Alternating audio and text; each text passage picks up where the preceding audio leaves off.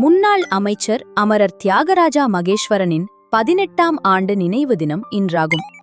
புத்தாண்டை முன்னிட்டு ஜனவரி 1ஆம் திகதி 2008ஆம் ஆண்டு செவ்வாய்க்கிழமை காலை 9 மணி அளவில் மகேஸ்வரன் தனது குடும்பத்தினருடன் மெய்ப்பாதுகாவலர்கள் சகிதம் கொழும்பு கொட்டாஞ்சேனையில் உள்ள பொன்னம்பல வாணேஸ்வரர் கோயிலுக்குச் சென்று வழிபாட்டில் கலந்து கொண்டார்.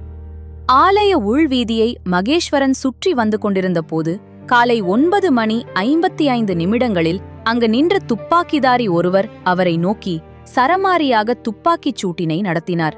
இதில் மகேஸ்வரனும் அவரது மெய் பாதுகாவலர்கள் 2 பேரும் 7 பொதுமக்களும் காயமடைந்தனர்.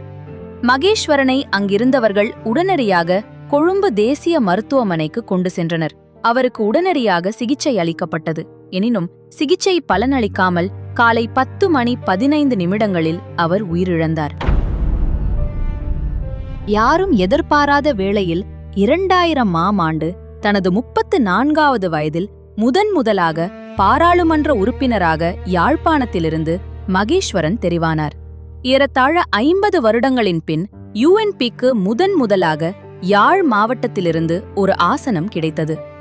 2001ஆம் ஆண்டு மீண்டும் யாழிலிருந்து பாராளுமன்ற உறுப்பினராக தெரிவானார். இதன்போது இந்து சமய கலாச்சார அலுவல்கள் அமைச்சராகவும் நியமனம் பெற்றார். தொடர்ச்சியாக சிறுபான்மை மக்களின் உரிமைக்காகவும் நீதிக்காகவும் குரல் கொடுத்து கொண்டே இருந்த மகேஸ்வரன் தனது 41வது வயதில் சுட்டுக் கொல்லப்பட்டார். கொழும்பு, யாழ்ப்பாணத்தில் அமரர் மகேஸ்வரனின் இடம் இன்று வரை வெற்றிடமாகவே இருக்கின்றது.